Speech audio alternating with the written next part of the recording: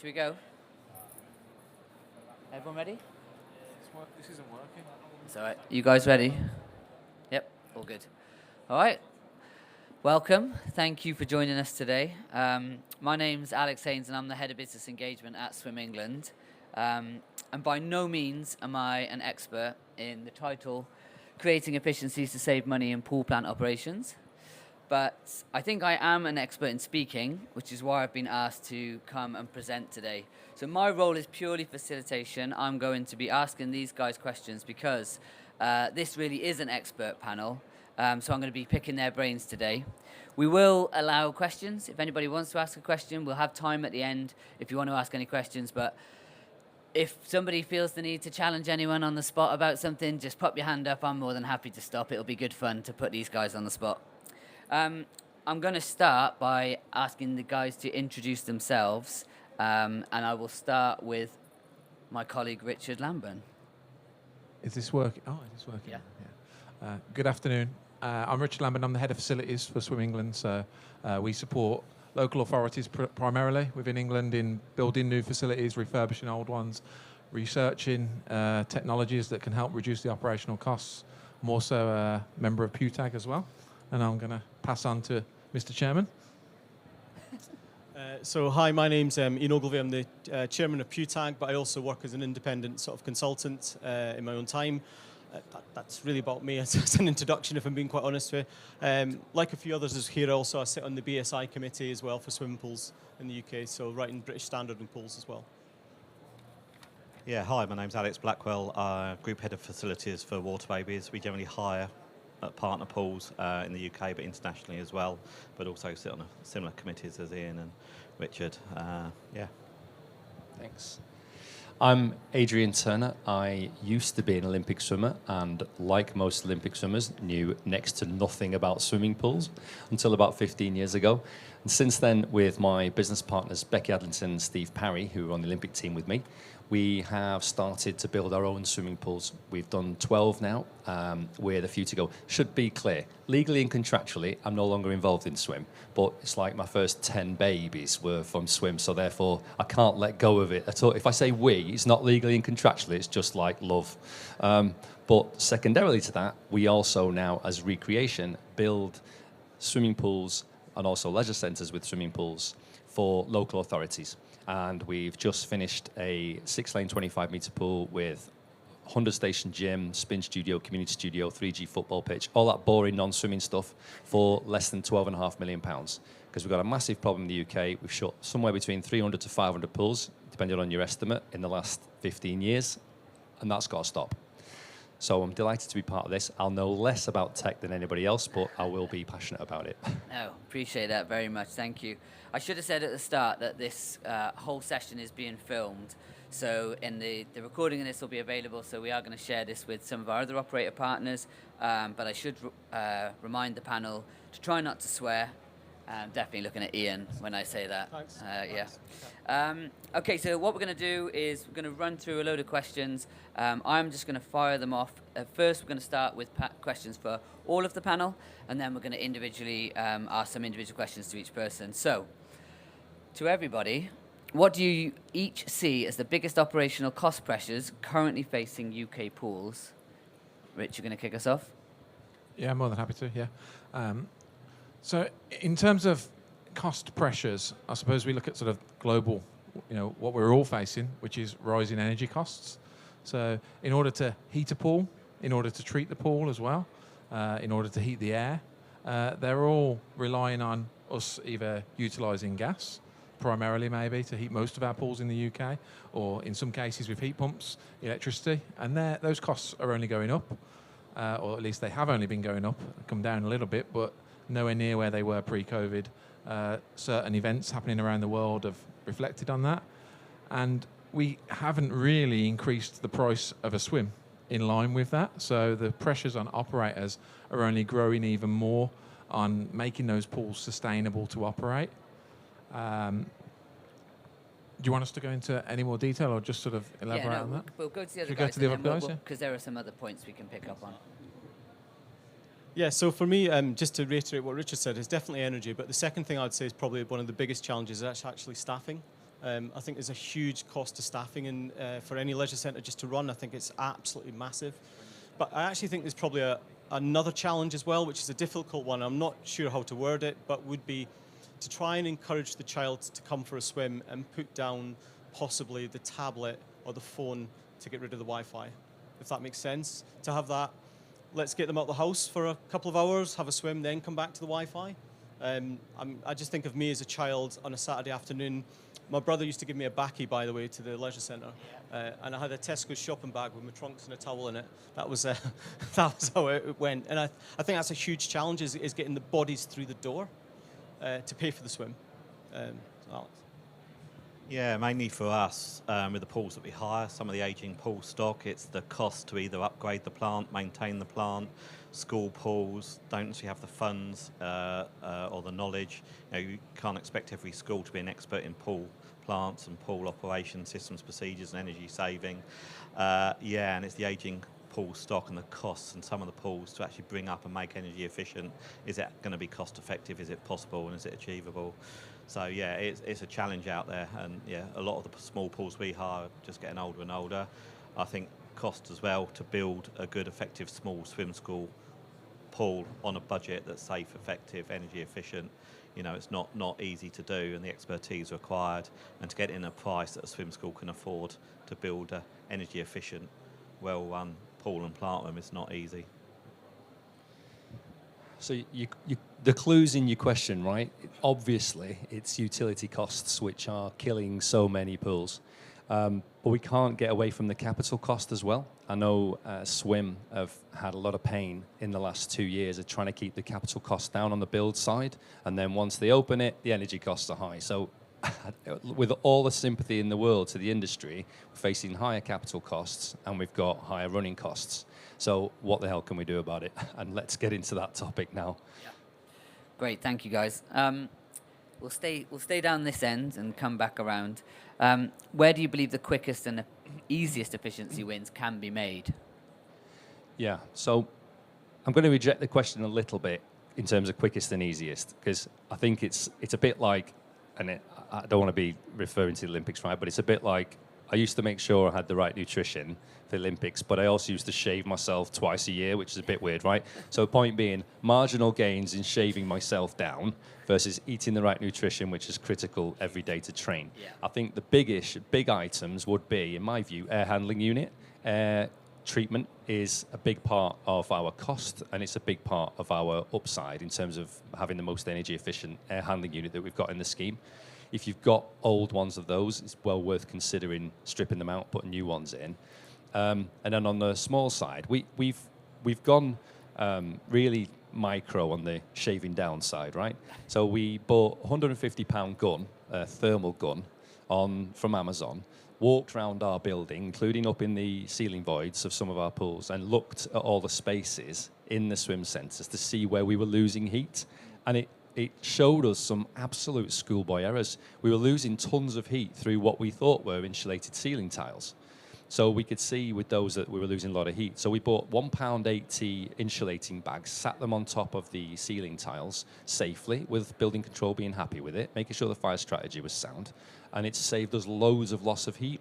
So I suppose what I'm saying, Alex, is there are some big items that are going to cost you a lot of money, but will have a big impact. And we can talk about that more in terms of ROCE, as in ROCE, return on capital employed. If you're going to spend a lot of money, you want to make sure you get it back. But if you have the right calculations on return on capital employed, then it'll be worthwhile. But there's a ton of small things you can do to go around your own existing facility and see where you're leaking money all the time. So big and small is a lot of things. I could go on, but I'll pass on. Yeah, great, thank you. Yeah, similar here. We had a pool last winter, and the cancellations and credits were significant, and the franchisee spoke to the pool operator. They looked at the air handling, hadn't been serviced for many, many years.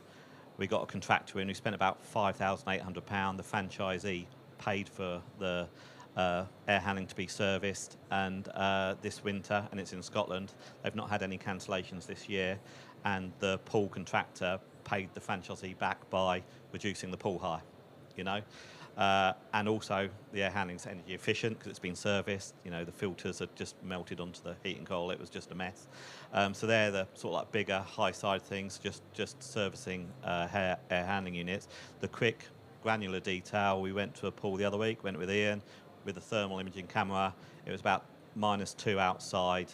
The boiler and the plate heat exchange to the pool was next to a vented door, so it was just as cold.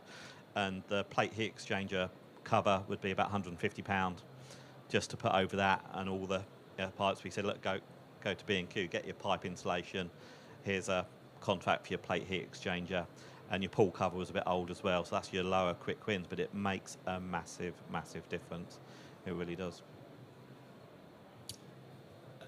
For me, I'd probably take a slightly different tack on it, if I'm being honest, Alex. I think there's a point of understanding. I think 5-6 years ago, just with something that Richard said, you know, when the energy cost was completely different, we probably didn't appreciate what we were spending money on in leisure centres.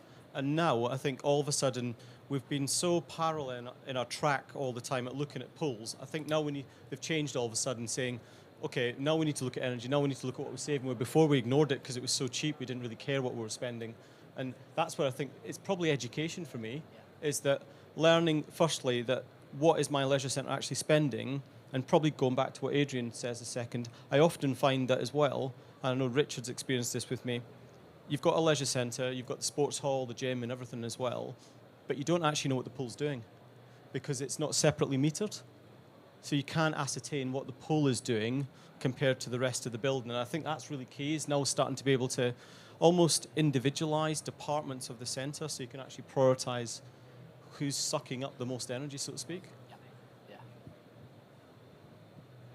Yeah, as has sort of already been alluded to, operational is sort of your quick wins, ensuring that your team understand your facility. That comes from your metering, it comes from your operations, it comes from having staff that are trained, that are competent, that can operate effectively, that aren't backwashing just because the schedule says they backwash, that aren't wasting water, that are conserving energy, that are having thermal covers on plate heat exchangers, potentially that are thermal wrapping steel vessels, all of those, applying a pool cover and adjusting the BMS in the correct way to ensure that you're actually gaining those savings by applying the cover at night. Those are still like quick, they are quick and they are easy, and they should be applied universally. So there's still a way to go. We've come a long way in 5 years on that upskill of knowledge and the gravitas of energy because of its cost, but it's still so critical. But I don't want to we can't really just look at the quick and easy wins, because we should be expecting them. Any operator that really does care about their facility and the longevity of it and it's staying operational should be applying those. I think we also need to look at the bigger picture, and as Aid said, on what we build in the future, and not just what we build, but what we refurb. And the Swimming Pool Support Fund, which I'm sure loads of you have heard me talk about many times before, was £60 million fund, capital interventions. It's achieving such great outcomes and return on investments on most of those interventions that went in. We need government to invest in our facilities. We've got pools, as I said, over 50% of our stock is over 40 years old. And Ian's done studies before that's looked at energy consumption of pools of varying ages, built in various different decades. It's not just age; it's the way in which they're maintained, the way in which they're upgraded, the way in which new technology has gone in. And I think that's the key driver, is to ensure that we are not only refurbishing but also building for the future. Small things in the design of pipework, James talked at the PWTAG conference about those small energy saving gains. They're just as critical as the big capital interventions that can go in. So I think it's a whole picture. It's everything that goes into it. Yeah, and I know through the swimming pool investment fund, we just talked about the amount of pool covers that you were on our network talking to operators to really consider, and the savings made through pool covers, as simple as that. But that's not everywhere at the moment. That's not widely used in the way that it should be. So when we say quick and easy, it's potentially obvious, and if you can, you should. Okay, so just taking basically what we've built on in the first two questions there, but how can we ensure cost-saving efforts don't compromise on safety or water quality? Shall I start and we'll work back Yeah, down? we'll do a little snake draft here. Yeah. Just back and forth. I'm going to just take it a little bit outside of safety and water quality and think about customer experience. So one of the big things that I think over recent years is the reducing of temperatures, and the reducing of temperatures to make marginal savings to potentially put off thousands, hundreds of thousands, of swimmers from entering the water. And those savings are marginal by reducing by 1 or 2 degrees. Applying the pool cover and reducing the air temperature at night will save you much more money. Introducing training, upskilling staff, maintaining AHU units, all of that will make you greater savings and will not turn away consumers. We need pools we need to look at it from 2 sides of it. One is about saving and reducing our operational costs, but then how do we increase the income that our facilities can generate? So we need to not sort of push people away from swimming. We need to encourage them to come, and we know that temperature is a critical part of that, especially for certain age children or people maybe that have reduced mobility. Sorry, can you just go back to the question? No, I think you're answer it pretty all much right? answering it. I don't Yeah, know how about can we ensure cost-saving efforts don't compromise safety or water quality? I'll leave it. I'm sure the rest of the panel will talk about safety and quality. Cheers, Rich. For me, it's probably actually, I'm going to be a bit of playing out, going back to the PWTAG code of practice for me, ensuring that sort of, when you think about safety of water, that chlorination, pH and all the other design factors in key. I think as well at the same time, when you're potentially looking at factors that Richard's mentioned, like for example, maybe reducing pump speed just as an example, then people need to now start to consider things like turbidity. Is the water quality still achieving the quality that it should be for the level it is, even though I've reduced that? So when you start to change something, the question you should be asking is, what is the cause and effect and the pros and cons to this, and does it still achieve the outcome that I need? And for me, recently I've had quite a few meetings with our German counterparts over pools, which is quite interesting, and they've started to coin a phrase which I quite like, which is actually healthy recreational water, and that's the Germans' mode in it, and I actually really like that, because that's what we want, is healthy recreational water for everyone to swim in. And I quite like how the Germans are now starting to explain that, and I think it's a key point for me to take away. Yeah, I'll circle back to Richard's point. One of the key things for us as a business is water temperature. So as the energy spiked post-Ukraine and the costs went up, everyone said, right, we're turning the temperature down.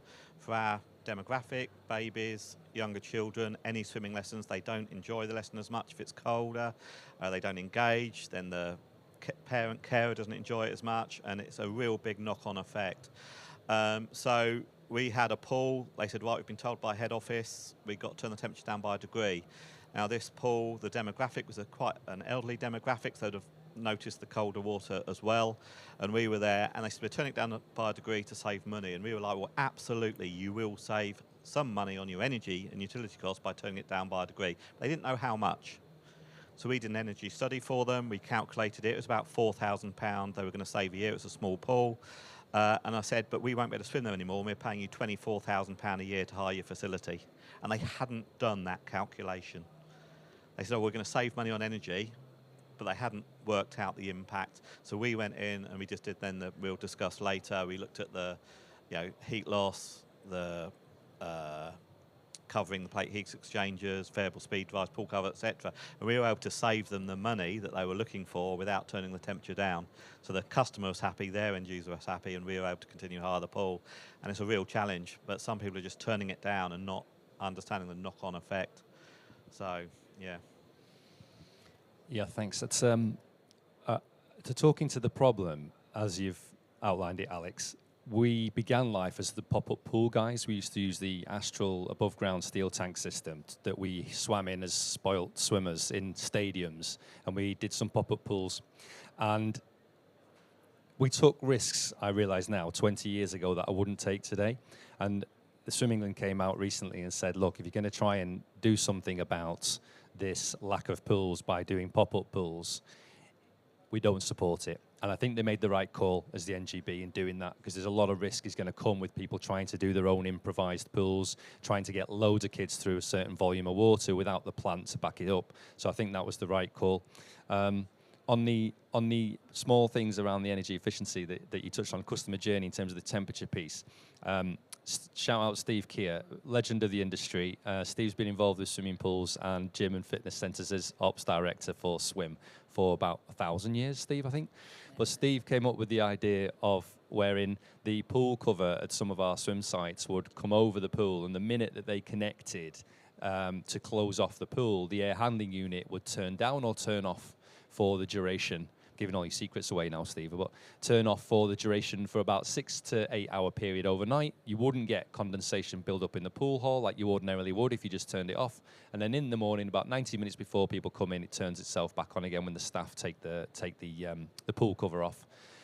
So it's just one example of how we can be clever without having to turn the pool water down itself, which makes a miserable experience. Our mantra with our council clients is, look, we want to keep the capital cost of this swimming pool down, but it's got to be warm, safe, and inviting.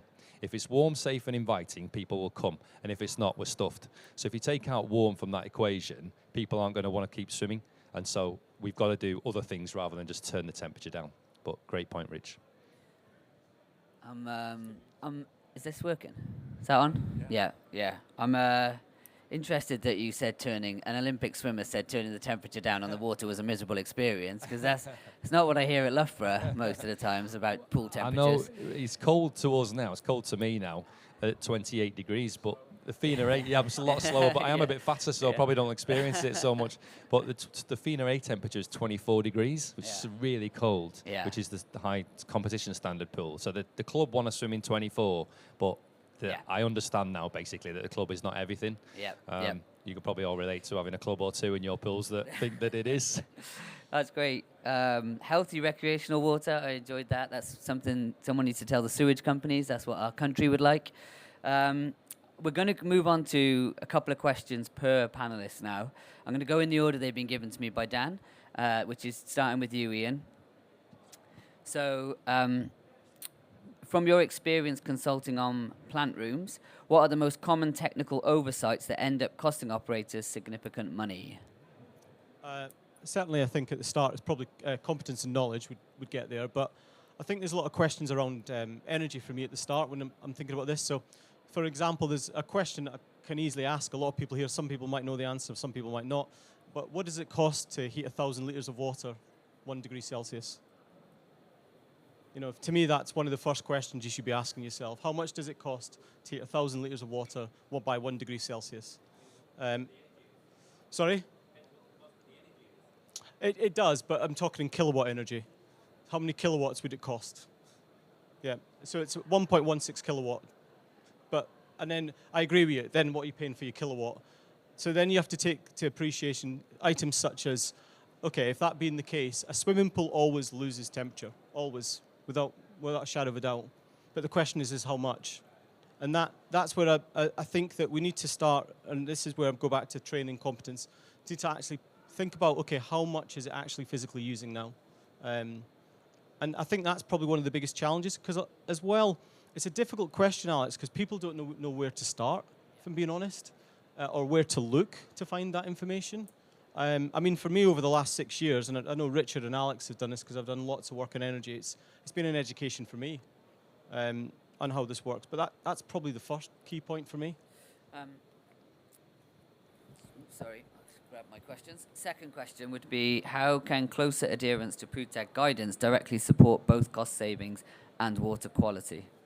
So I'm here to advertise this at the start, to be honest. I don't think people realise that they can actually just send a question to us. You don't have to be a member of PWTAG. It's great if you would. You can sign up over on the stand. No, but it's great if you would, if in all seriousness. But I probably get in the region of 5 to 10, maybe even 15 questions a week, to be honest. And I think what people don't realise is that PWTAG are it's not just me. There's engineers, there's microbiologists, there's chemists, there's various different people, and often we will farm the question to the person who knows the answer to try and help and support you, and that's what we're there for.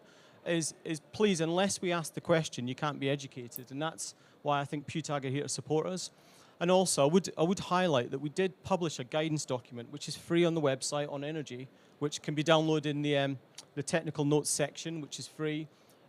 Download it as a PDF. You don't have to sign in or anything like that. And sit down, have a read, and then possibly think, how could I apply some of this knowledge to my pool to help assist me. I think I was published about 2 years ago, Richard, if I remember right. Wasn't it about 2 years ago, I think? Possibly 2 years ago. But yeah. Yeah, we've advertised it on our network previously, but yeah, you're probably right. Not enough people know that. Not enough people know they could just send these questions in. I think some people said here they send a lot of questions in, so you may. I remember your question. Yeah. Swim with Joe. I remember your question. Yeah, I know. Just to say, I answered that question as well, by the way. My kids swim with Joe in Leicester, so yeah, great swim school. Okay, we're going to move on to Rich. So we're talking more sector-wide now, Rich. So building on Ian's points, what sector-wide trends show where operators are struggling most with plant efficiency and rising costs? Okay. I'm going to take it a little bit and look at, we all advocate sustainability. And what we're talking about there primarily is economic sustainability. And that often gets muddied or confused with environmental sustainability. And I think there's a trade-off sometimes where technologies that can be installed can achieve both, but in some cases they cannot. So, for example, if you switch from a gas boiler to a heat pump and don't change or replace your old calorifer, you're definitely going to consume a lot more energy heating your pool, but you'll be a lot more sustainable from an environmental perspective. So I think ensuring education and ensuring understanding of technologies and how they're applied and what their outcomes will be from an environmental and an economic perspective, I think is really key for our industry. So currently in production is the new Sport England, Swim England design guidance notes for swimming pools, originally released in 2012, so they needed an update. Sport England consultant framework takes a while, so hopefully that will be later this year. But you've got briefing notes as well that we can share on all technologies, from heat pumps to PV to variable refrigerant flow to all sorts of different technologies, backwash waste recovery that have been undertaken by Sport England and Swim England, primarily with consultants like Desco on the energy side of it. It's important that we try and share that knowledge as much as possible, that there's an understanding of both the economics and the environmentals and how they can sometimes achieve, certain technologies can achieve both, but in some cases we can potentially hinder our economic operation by going full green. And you know, even the SPSF fund, for example, was even open for combined heat and power units and replacement gas boilers, because from an energy efficiency point of view and an economic point of view, replacing old gas boilers with new ones will be more efficient. So yeah, I think there's just that wider sharing of the work that we've done collectively as an industry is really key, not only the PWTAG note, but also the briefing notes that Sport England have and the design guidance notes and how that's developing as well in the next year. Did you say the Sport England facility guidance is updated guidance is coming later this year? Yeah, the design guidance note, yeah. So hopefully I cannot say definitively. I'm trying to get him to say it on camera. So my later this control. year, Rich Lamburn, No, there'll be a presentation from Sport England 129. on the 4th of 19th of February. March at your summit. Yeah, okay. Sounds good to me. Okay, but from your work, Rich, what efficiency measures have delivered the most tangible impacts recently? In terms of technologies, I think technologies that are seeming to perform, I mean, we look at the basics. We talked about pool covers. They're definitely achieving their outcomes. Heat pumps applied in the right way with the right sized stack plate heat exchangers. Link them with new technology like microfiltration, where your water loss is more frequent but less quantity, all help achieve better energy efficiency. And from the projects that have installed them so far, there's really good data on energy consumption. Still ongoing research and not definitive on things like backwash wastewater recovery and destratification fans. So we're still gathering data to validate their performance on energy saving. Obviously PV. PV applied, like I say, scaled to the right size, done the right way, will definitely, save money over the long term, especially if energy costs do continue to go the way they are. And generally, the biggest saver is maintenance, maintaining what you've got, upgrading it when you need to. All the things that the guys have discussed, really, the proof is in the data from them. So yeah, everything that's been discussed really on this panel has pretty much been well validated. Perfect. We're going to hand over to Alex now. I appreciate you've left a gap for the screen, but it does look like a Swim England versus panel here. Alex, reflecting on Rich's picture, where do you see recurring inefficiencies or challenges across the range of pools that you partner with Water Babies? We hire about 492 pools across the country. Sometimes it's just going back to the simple things. The air handling units haven't been programmed, the VSDs haven't been programmed. So there's the inefficiencies there, but also we're finding, and I believe this is a real plus for our sector, a lot of swim schools are building new pools, small learn to swim pools, 10 by 5 metre pools in warehouses, and it's getting that early knowledge, experience, education to design that plant room to the best of its ability. So we recently built a 10 by 5 metre pool, similar thing, switching with a pool cover with the air handling, but we got in there early. We said, can you put swept bends in the plant room, so no right angle, so it reduced the head loss and the friction of the water going around the system, variable speed drives, a correctly sized air source heat pump, and we struggle to keep the water temperature down in this facility. It gets too hot, and it's costing us £1,000 a month to run that facility in energy in today's prices. That's a 10 by 5 metre pool running at 34 degrees, 1.2 metres deep. It's phenomenal. Now it goes up a bit in the winter. We have to use the gas to support the air source heat pump, but it's been factored in. But actually that is not a lot of money for a pool that size at that temperature. I budgeted about 35,000, and to come in at £1,000 a month, we did well. Great. There's one follow-up to that then. What operational technical changes have you introduced that delivered strong efficiency gains without compromising the baby swimming environment? Yeah, I think, it's a hard one, really. Supporting the facilities and partnering with the facilities, and, just getting an energy expert on each site, about working with the facility and the staff sometimes, and just also inviting us in as partners to offer the help. And a lot of the time the schools, it's not their expertise, so we will just go in and go, look, we'll buy the plate heat exchanger cover for you, we'll help you refurb your pool cover, because then it really helps them, it keeps their costs down, and they see us more as a partner. But it's not easy out there at the moment. I'll be honest with you, with the costs and the age of the stock that we're hiring, there's no quick wins. Thank you, Alex. Adrian, so recreation focuses on challenging outdated norms in the sector. From your work with councils and operators, what traditional practices most need rethinking to improve efficiency and cost control? That's a long one. Yeah, thanks for that. Cheers. Well, the big debate in my world, as in the world with the local authorities, is whether they go entirely electric, which touches on what Richard was talking about before, whether it's, you're wanting it cheaper, cleaner, greener. And some of the councils are obliged with policies to be greener, and yet that's going to cost them more on the capital side. And if it doesn't have an improvement on that return on invested capital, i.e. the running costs don't come down, they don't want to do it. And I get it, and I'm there with them 100%.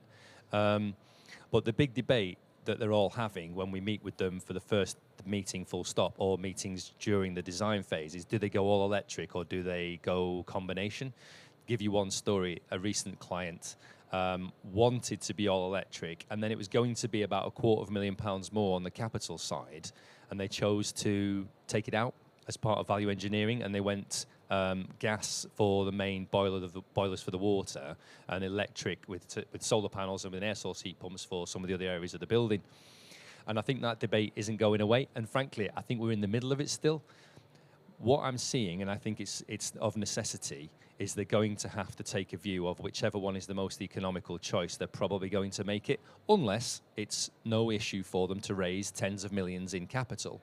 I've got a meeting on Friday with a passive house company that wants to work with us on trying to get passive house standards in some of these local authority pools.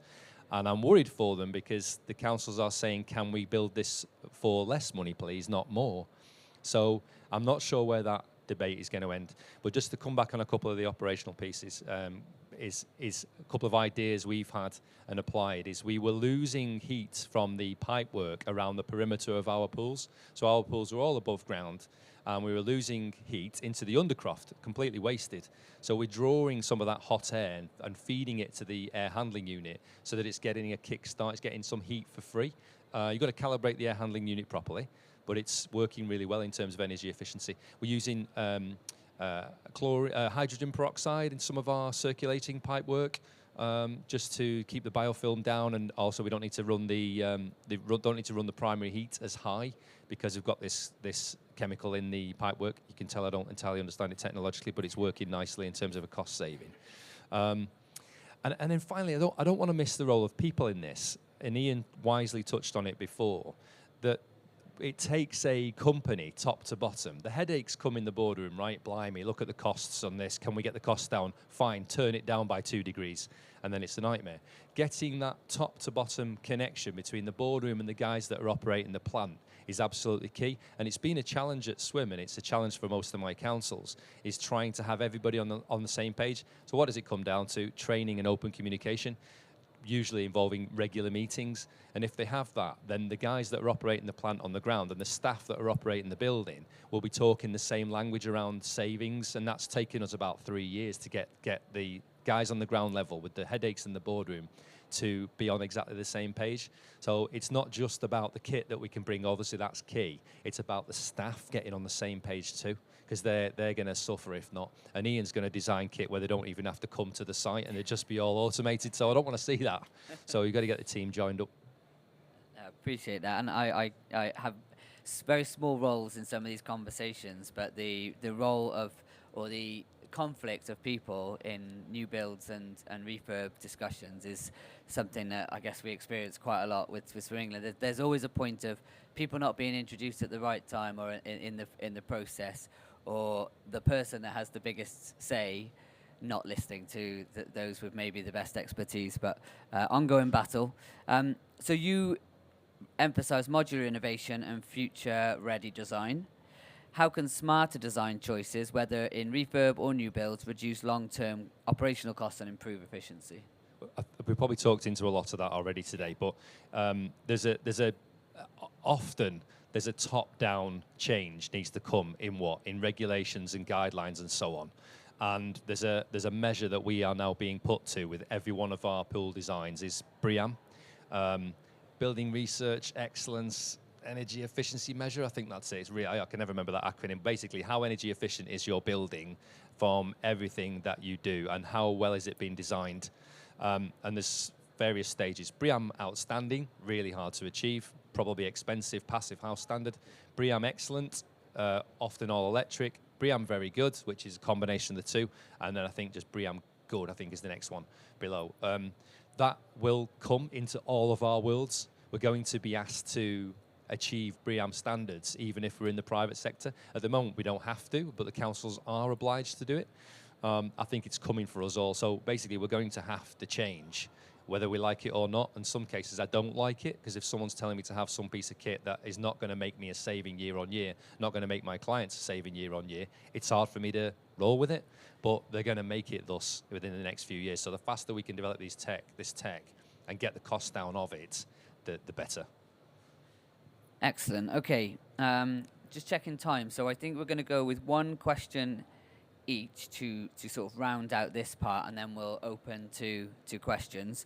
So we're going to start again with Ian, if that's all right, Ian. These are sort of more future focused now. Yes. Your final sort of words in this sense. Looking ahead, what single technical change or best practice improvement should operators prioritize in the next year for maximum efficiency? For me personally, and I've had conversations with Richard this, I think there's a lot of work that's going to come out this year on circulation and flow. And I think that's going to make a huge key difference of how we actually work with the circulation rate of swimming pools, what the water's flowing at to achieve the quality, because I think the whole ethos of the science behind it is going to be questioned. And I think we need to have a different standpoint. I'm sure possibly Adrian's maybe seen this, whereas back in the days when he swam, before he found out about kebabs, where potentially Adrian's in a pool doing swimming 50 meters, but you're the only one in there, and yet there's one person in 2,000 cubes of water. And I think flow is this year you're going to see a lot of movement on flow. So that'd probably be for me. That's great. Richard, if operators could tackle only one strategic area to improve efficiency and sustainability, where should their focus be and why? Yeah, I'm going to not do one. I'm going to do two because I just want to build off almost, sorry, yeah, don't like your question. All right, Dan. My timing. Yeah, go. Because I think what Ian says there is going to, PWTAG presented, the PWTAG conference, there was a presentation on this. There's a research journal article on, 120 million pound. That's the excess costs that we could save in circulating water in pools within England alone. We contributed data to that study. And that shows that, let's just take the simple one, nighttime running rates, how many pools are still running their circulation rates at operational levels at night time with no one in the pool. Then, as Ian mentions, there are times in the day where there are very minimal numbers of bathers, particularly in public leisure facilities, where we're circulating the water at designed maximum bather load flow rates, and can be something be done there to optimise those savings. Can we take data from the sources that we have now, the technology that we've got, that can adjust our systems accordingly based on the live usage, the live pollution load in the turbidity levels, the chemistry levels, all of that can go in, and we can move away from a pool system that's designed to run in worst case scenario to a pool system that's running on the live scenario that's there now. And I think that's an operational thing that can be applied theoretically to virtually all pools. Perhaps maybe not ones with certain features and reliance on flow rates, but generally all standard rectangular 25-meter pools, or our rectangular standard pools, it can definitely be applied to. So I think that's definitely something that's been driven by research currently, and can be an easy win. There are certain, but it can make quite critical savings. And then outside of that, it is about what we do as an NGB, as a sector, to continue to drive government the importance of aquatic facilities and the importance of investment. Government announces £400 million of investment into public leisure and sport, and nearly, I don't think it's been announced, but the impressions we're getting are over 300 million of that is going to the Football Foundation. And what we're going to be left with, a very small amount to try and put into public leisure. Our public leisure facilities, swimming pools, are unique. They enable not only people to learn a life skill, learn to swim, they allow people to compete on the world stage, and that they allow people to, that have mobility issues, to be able to be active. And for me, I think it's important that as a sector we are together and collaborative in approach to campaign for government to fund, and to fund wherever that's capital, to build the facilities that we need to replace the existing ones, to refurb, to support operationally, to bring down the cost to ensure the cost doesn't go up of a swim. So sorry, I stole two. Unsurprisingly, I fully agree on everything you said there, and I think that's it's incredibly important that there is a unity with that message. I'm going to quickly run to Alex to try and keep us on time after Rich went with two answers. So Alex, from a commercial lens, what operational behaviour or partnership approach would most improve efficiency in the pools you work with? I think a lot of the schools, we provide a lot of help and support and training, and create energy champions with those staff. We've done lots of energy studies at pools and school pools. They didn't know where the energy meters were, and then we found where the energy meters were. We were trying to work it out. Then we said, right, let's do a spreadsheet for you. Let's actually work out the energy use, the water use, the electrical use, the gas use, and then they actually see the amount from week on week, and then they go, oh, I forgot to put the pool cover on last night. I see it spiked a bit. So there's those things, simple training and support at the lower level. On the higher level, I think design and there's going to be an explosion of this in small pools being built in warehouses, shopping centres, retail parks. This is going to go up, and similar to the reclaiming the heat. There's different panel pool systems. There's lots out there. We've looked at various, but there's now some where it's like recycled plastic bottles and insulated panel systems, so it's more energy efficient to retain the heat and less like to lose the heat, because we have like above ground pools. You have to use that. And then the design of these small pools. So I heard a swim school this morning. They're spending £7,000 to £8,000 a month in energy, and they're having to take business loans out just to cover the energy, and it's a new pool, and it came down to inefficient design and heating, and there can be some quick wins just on that design of those new pools, and calculate your energy use before you build it so you know you can afford it. Otherwise these swim schools are building pools and then they're shutting a year down the line because they can't afford to operate them, so you need to get that design in early for these small pools that are popping up all over the place. Great, thank you. And then one final question, Adrian, for you. Just factoring in recreation and building pools, which principle from your methodology would you say would most help operators future-proof efficiency and sustainability? These sounds like ChatGPT questions because it Dan kind of Eckham- makes Dan- sense, but Dan kind of Eckham don't. back there. These are Dan questions. I'm not sure I even understand the question. When you're building your pools now, Yeah. when you're thinking ahead and you're thinking Yeah. the most efficient way, Yeah. environmental and cost, Yeah. what would you take from, I guess, from your business model that you'd say to operators doing it themselves or Yeah. local authorities doing it themselves? I'm going to touch on what Alex just said there, which you know that quote in Gladiator, what you do in life echoes in eternity. It's what you do in the design phase echoes in the life of your building. Like, get the design right first, and there's so much know-how in this building, so much good, so many great new ideas, that most of which have been case studied, as in there's enough evidence to suggest it works, not even suggest, enough evidence to prove this piece of kit will make you a saving, will be a better pool. So it's really focused on the design phase before you take that leap. I also think you're right, Alex. I think we're going to see a lot more smaller pools being built, because the days of 20, 30, as one at the moment, it's like £80 million facilities are going to be hard to come by. And therefore the private sector is going to enter the space, or possibly the public sector enter this space with smaller pools. That's probably on the cards too. And so for those guys, tread very carefully in your design phase so you don't fall foul of making a major mistake and have the type of utility cost problems that Alex has just referred to. So get your design right would be my biggest recommendation.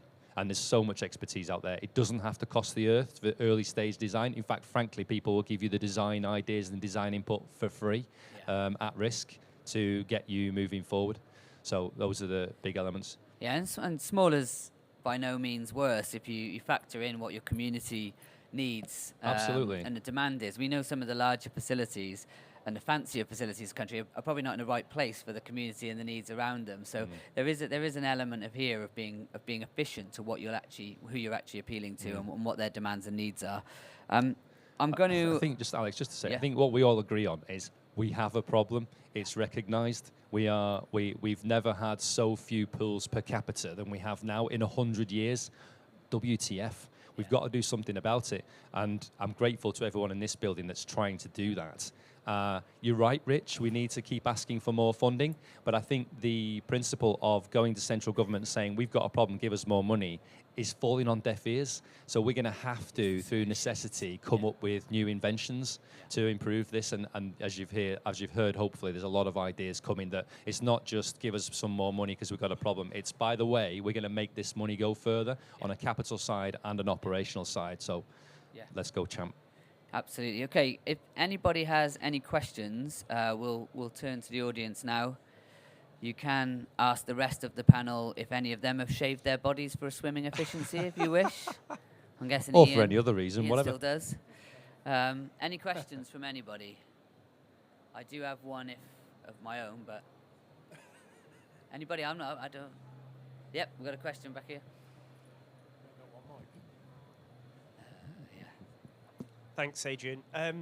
Thanks, panel. Really, really, really good. I guess I want to pick up on the WTF point.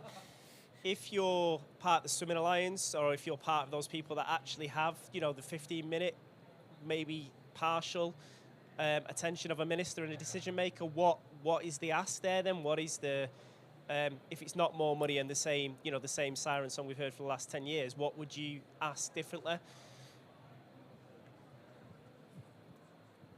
Thank you. I wouldn't actually ask anything. I would of course, if I'm in the room, the chances are they're expecting me to say, can we have some more money? I'd actually tell them what we have been doing in the industry to make incredible improvements. And that, recently I went to a swimming pool not long ago in Doncaster, a council facility that still had a coal boiler. I'm not joking, a coal boiler. I couldn't believe my eyes. And it was only a few years ago. So that's where some of the notorious pain of running swimming pools has come from, is decades of underinvestment. So there was interestingly, in the late 60s, there was a local government reorganisation, and there was a real boost of pools that got built because councils that knew they were going to get devolved or centralised spent their money on pools really quickly to get the facility for them. It's been 60 years since that moment, and there's a new LGR moment coming up, as we probably all know. And some councils are doing that also, accelerating through to get the solution for them. And then some are going, well, we'll pump the brakes and wait. I know both Wealdon District Council and Broxtowe Borough Council are both having that discussion right now. So I wouldn't ask them anything. I'd say, here are new ideas, new solutions, reduced capital savings. I'm being biased, but recreation is leading the way on getting that capital cost down for pools in the UK with no compromise on quality, no compromise on it being warm, safe and inviting. So that's what I'd tell them. I just need to get in the room. I'm not, unfortunately, on that alliance, but I'm coming. Yeah, I don't think there's this magical pot of money. I know there was, the swimming pool fund. I think school pools are shutting at an alarming rate, and actually a small amount of investment in school pools could go a long way. So we work with a lot of pools, and we're helping to fund and refurbish or reopen those school pools. If I was with the ministers now, simple thing, they're not just going to give us money, but I'd go, could parents use childcare vouchers towards their swimming lessons?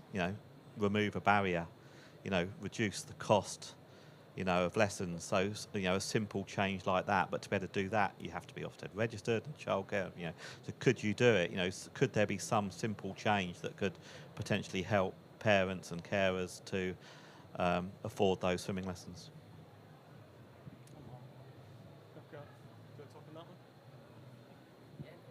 Yeah, just a quick one. So in terms of, where we get it, I believe we can have funding or money that can then pay back to the public purse.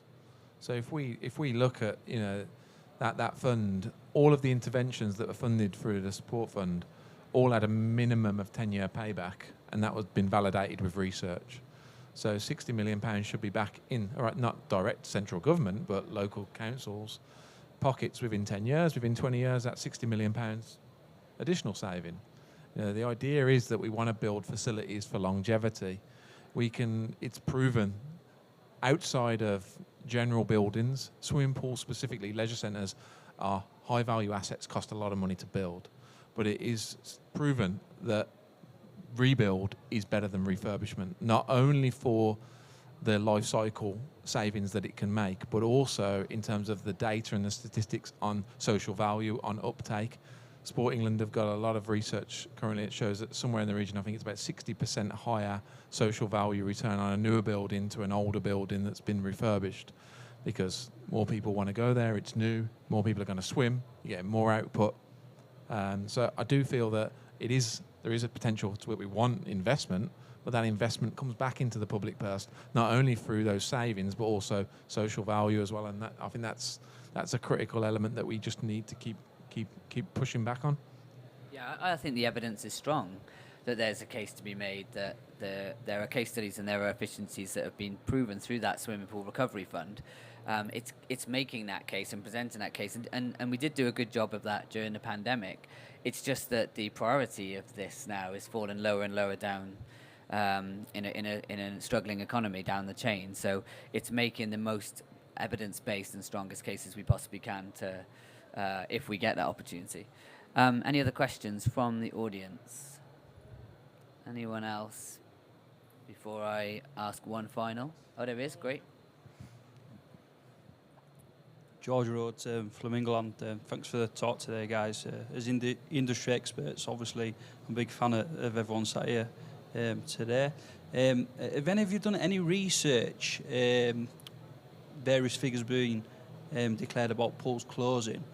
What effects has that had on the NHS and natural health? It's a great question, thanks, George. In terms of research of negative situation, bring about negative outcome. I think that's a fascinating piece of research. Let me try and talk into it, because I don't think it's been done, and you should now be commissioning new research. But the number of pools, as mentioned before, closed. If you ask the GMB, they say it's 500 since 2010. Ask another organisation, maybe Swimming and Sporting, they might say it's more like 350. Either way, it's a major problem when we've only got around 3,000 sites with pools, both public and private, in the UK. It's a huge amount. But local authorities who've provided roughly 55% of those pools across the 20th century are now tasked with health outcomes. So the government can't be too harsh on the swimming pool industry and go, oh, look, Football Foundation are going to do a better job than you, the FA. We're going to give them all the money, because swimming is the main thing. If you look at it in that light, you're putting a price on a kid's head, because it's the only sport that will save your life in the water. But long term, it's the best sport to save your life when you're over the age of 60, because it's hard to keep doing American football or even soccer. But football. That was me in America. It's hard to keep doing those impact sports, but you can swim for another 30 years if you have a warm, safe, inviting pool in your area that keeps you fit, well, active, and socially happy by having a chat with your mates at the pool and a coffee. So I think it's a really interesting link. I think it's critical. We should probably play on it more as an industry, pointing out the fact that I heard a great thing from Keith Ashton, architect at Space and Place, who designed leisure centres. The NHS is actually the NIS. It's the National Illness or Injury Service. You're already ill or injured when you need the NHS. The NHS, National Health Service, is the industry, the leisure industry. We keep people healthy.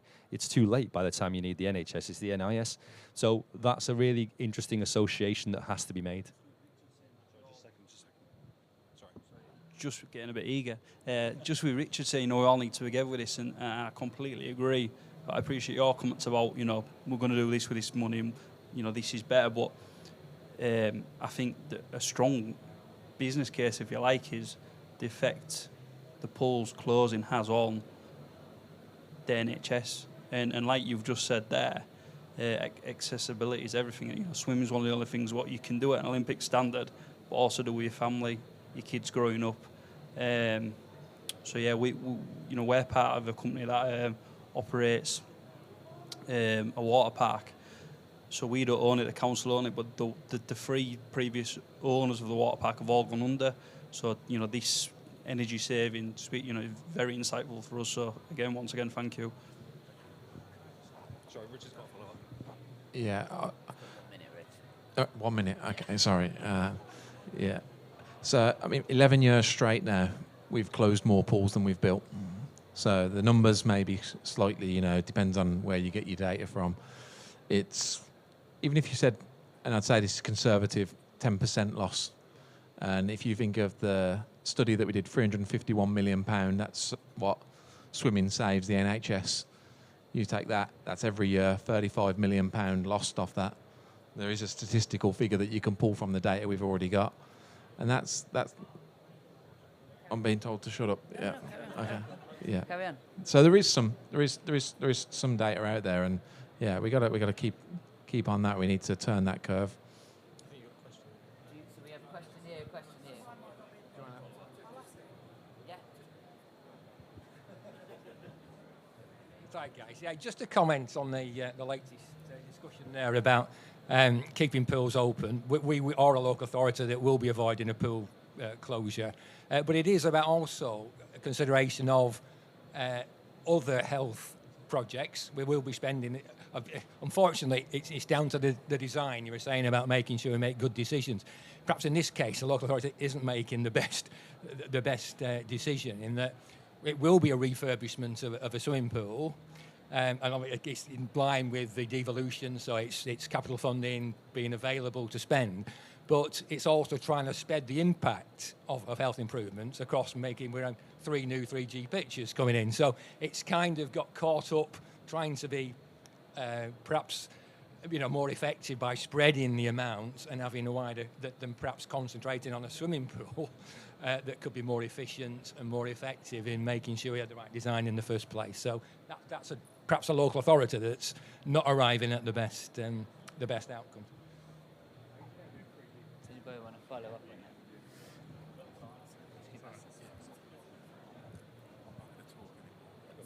that? I was just going to say very quickly, it's not directly to health. One of my passions, and all of our passions, is water safety and drowning prevention and life skills.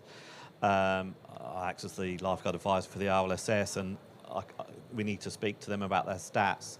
But very sadly, child mortality through drownings is increasing year on year since COVID, and that's also very, very important for all of us to try and get those life skills out there and keep these pools open. So, yeah, it's Yeah, it's why is it the only sport on the national curriculum? It's because it can save your life. And that's true. 450 kids approximately lose their lives through drowning every year, and as Alex said, it's getting worse. That ain't cool. We as adults are letting them down.